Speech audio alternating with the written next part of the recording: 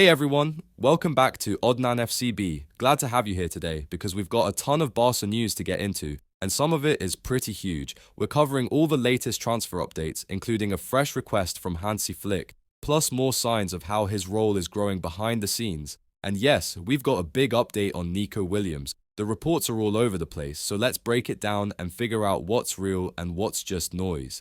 Let's go. We're kicking things off with a name you probably remember, Francisco Trincao. He's coming off a brilliant season in Portugal, back to his best, full of confidence, and he's caught the eye of some top clubs around Europe. Now, why does that matter for Barca? Because the club still owns 50% of any profit Sporting makes on a future sale. And with some talk of a $50 million move, that's serious money on the table. If Sporting sells, Barca gets a nice chunk. That's why the club's been in regular talks with Jorge Mendes, Trincao's agent.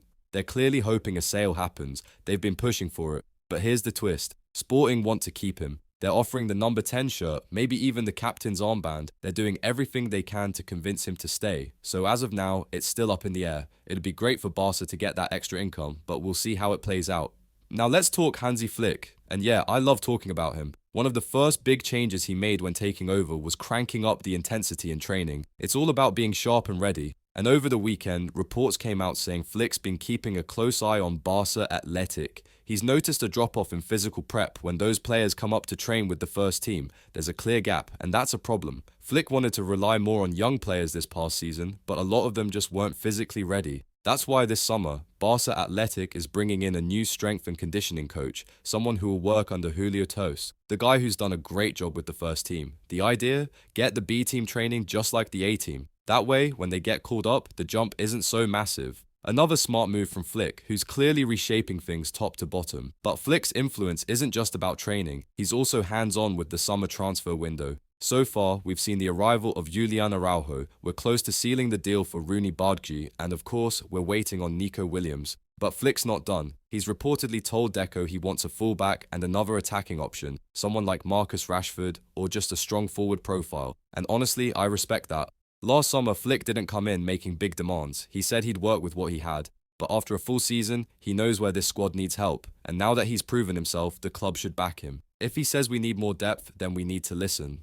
Imagine if we end the window with Julian, Nico, Rooney, plus a new fullback and forward. That would be a 10-10 window in my book. What do you think? Alright, let's get into Nico Williams. Up until now, everything seemed calm. The club's just been waiting until July to trigger his release clause. That's been the plan all along, so the wait hasn't been anything unusual or concerning. But now we've got reports, especially from Fernando Polo, saying things might be slowing down. He claims that even though Nico's side agreed to the contract terms and salary, which would be less than he could earn elsewhere, they're now asking for registration guarantees before signing anything official. That's a little surprising because up to now, the word from Nico's camp was that he trusted Barca to handle it. He seemed ready to wait and work with the club. Very different from last summer when he wanted solid guarantees up front. So what changed? It could just be some agent talk, trying to get that extra peace of mind. But let's not forget, Nico came to Barca. He was the one who said he wanted this move. He even apologized for how things went last summer. That's why I'm a bit skeptical of these new reports. Gerard Romero is saying everything still feels calm on both sides. He does mention that some inside the club prefer Luis Diaz over Nico, maybe Deco. But that's just one opinion, not the overall vibe. And remember, Bayern's still lurking. They've got a better financial offer on the table, but Nico still wants Barca, so it's not about money, it's about trust in the club's ability to register him. That's the sticking point. We all know how tough La Liga's rules are. It's been messy in the past. Look at what happened with Dani Olmo, so I get why there might be some nerves from Nico's side. But my gut says this deal still happens. We're about to hit July.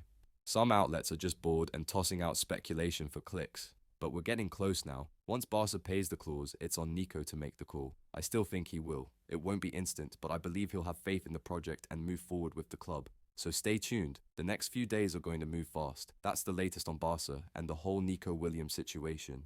Let me know what you think. Are you still feeling confident about the deal? Has your opinion changed? And how do you feel about Hansi Flick's influence and the players he's asking for? Thanks for watching. Thanks as always for the support. And I'll see you soon with more right here on Odnan FCB.